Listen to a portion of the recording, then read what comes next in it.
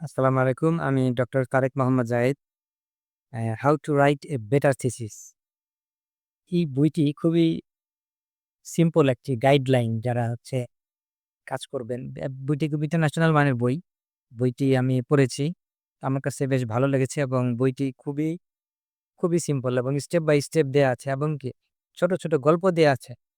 এই বইতে অনেক ছোট, ছোট গল্প দেয়া আছে যার জন্য বইটা অনেক সহজ হয় এবং দেখতে পাচ্ছেন যেটা হচ্ছে 3rd এডিশন। তার মানে আগের এডিশনে কখন এডিশন হয়? যখন বইটি ভালো চলে এবং বইটি অনেকের কাছে গ্রহণযোগ্যতা পায়, তখনই আসলে বইটি চলে। তো যাই হোক, অ্যা আমি সূচিপত্র আপনাদেরকে মূলত দেখাবো। দেখেন, থিসিসটা কি আসলে? থিসিসটা কি? থিসিসের স্ট্রাকচার কি? তারপরে হচ্ছে রাইটিং এর কলাকৌশল। মানে রাইটিং এর কলাকৌশল বলতে গ্রামাটিক্যাল বা লিঙ্গুইস্টিক বিষয় না, বরং হচ্ছে অনেক টেকনিক্যাল বিষয় আছে। আচ্ছা। এবং যদি আপনি দেখেন যে কম্পিউটারে লিখতে হবে, তারপরে উপস্থাপন করতে হবে, কি টুল ব্যবহার করে থিসিস লেখা উচিত সেটা এখানে লিখা আছে। এরপরে টেবল এবং ফিগার এটা একটা যন্ত্রণা। এই টেবল ফিগার কিভাবে সেট করব সেটাই বইতে লিখা আছে। ট্র্যাক চেঞ্জ, মাইক্রোসফট ওয়ার্ড এর ট্র্যাক চেঞ্জ ব্যবহার করে আপনি কিভাবে থিসিস লিখবেন সেটা একটা গুরুত্বপূর্ণ বিষয়। যেটা হচ্ছে খুবই সহজ এবং খুবই ইফেক্টিভ। যারা আপনি থিসিস করবেন, সুপারভাইজারের সাথে চালাচালি করবেন।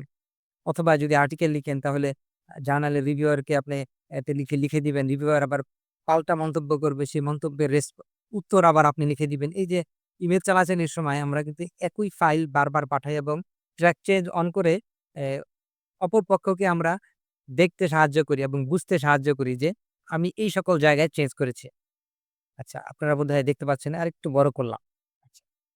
প্যাসিভ ভয়েস ব্যবহার করা যাবে কিনা, ফার্স্ট পারসন থাকবে কিনা, ভার্ব, টেন্স, পাংচুয়েশন, অ্যাপেন্ডিক্স। যাই হোক, এই ৩ টি অধ্যায় যাওয়ার পরে 4th চ্যাপ্টারটি বেশ ভালো এবং চ্যাপ্টারাইজেশন বা কোন চ্যাপ্টারের পর কোন চ্যাপ্টার হবে সেই বিষয়টা কিন্তু ক্লিয়ার করা হয়েছে। এরপরে দেখুন ইন্ট্রোডাক্টরি চ্যাপ্টার, তারপরে হচ্ছে background chapter, establishing your contribution, outcomes and results. আচ্ছা, এস্টাবলিশিং ইউর কন্ট্রিবিউশন এটা দেখে এই চ্যাপ্টারটা যদি কেউ পড়ে মনোযোগ দিয়ে তাহলে তিনি বুঝতে পারবেন যে একটা বই লেখা এবং একটি থিসিস লেখার মধ্যে মৌলিক পার্থক্য কোথায়। আমরা যখন বই লিখি তখন আসলে খুব বেশি চিন্তা ভাবনা করি না যে এটা মৌলিক কন্ট্রিবিউশন কি। বইয়ের মধ্যে আমরা থিওরিটিক্যাল ব্যাখ্যাগুলো সেখানে আমরা এক্সপ্লেইন করি এবং কনসেপ্ট এক্সপ্লেইন করি এবং আমি যা জানি সেই বিষয়গুলো আমরা সেখানে লিখতে থাকি। বইয়ের কথা বলছি। অন্যদিকে থিসিসের মধ্যে কিন্তু কত জানি সেটা না। বরং প্রমাণযোগ্য এই যে প্রমাণ সহকারে সেটা উপস্থাপন করা এবং আগে কি ছিল এবং এখন আমি কি বলছি, ২ এর মধ্যে পার্থক্য কোথায়? এই যে ২ এর মধ্যে পার্থক্য কোথায় এটাই হচ্ছে কন্ট্রিবিউশন। যে আমি কি অবদান রাখছি? এই জ্ঞানের রাজ্যে আমি কি অবদান রাখছি? এবং এখানে কিন্তু রিসার্চ মেথড এই জিনিসটা কিন্তু খুবই গুরুত্বপূর্ণ এবং অ্যা আমি কি অ্যা মানে কোন সিস্টেম অবলম্বন করেছি কিনা, কোন মেথড অবলম্বন করেছি কিনা, সেটা কি? সেটা কি হচ্ছে সাবজেক্টিভিটির ঊর্ধ্বে আছে কিনা? এই বিষয়গুলো হচ্ছে এই চ্যাপ্টারে এখানে বর্ণনা করা হয়েছে। রেজাল্ট, তারপর যে discussion, conclusion, before you submit. Submit করার আগে আমাদের করণীয় কি? তো এইভাবে এই বইটি শেষ হয়েছে। তো বইটি খুবই ইফেক্টিভ।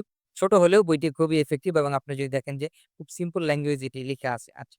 যদিও আমরা বলছি যে এটি খুবই সিম্পল ল্যাঙ্গুয়েজ, তারপরেও দেখা যাবে যে আমাদের যদি ইংরেজির দুর্বলতা থাকে আমরা হয়তোবা সেটি বুঝে উঠতে পারব না। ইংরেজির দুর্বলতা থাকলে আমরা হয়তোবা লিখতে পারব না। তো এই বইয়ের মধ্যে একটা জিনিস আমি দেখাই যে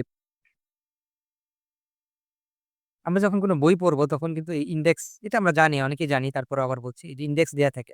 প্রত্যেকটা বইয়ের শেষের দিকে ইনডেক্স দেয়া থাকে। আমরা এইখানে এই যে ইনডেক্স দেয়া থাকে সেগুলো কিন্তু আমরা পড়বো। হ্যাঁ? জানবো এবং দেখেন, সরি,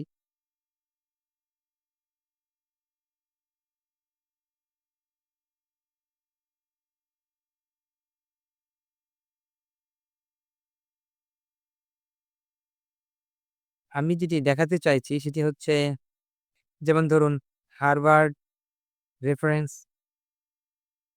হার্ভার্ড রেফারেন্স সিস্টেম এটা হচ্ছে ২০ পৃষ্ঠায় দেয়া আছে। তার মানে কি? মানে হচ্ছে এই হার্ভার্ড রেফারেন্স সিস্টেম এটি ২০ পৃষ্ঠায় আছে। এই বইয়ে ২০ পৃষ্ঠায় আছে। এখন হার্ভার্ড রেফারেন্স সিস্টেম যদি আপনি দেখতে চান তাহলে ২০ পৃষ্ঠায় পড়বেন। এটা কিন্তু লাস্ট পেজে থাকবে।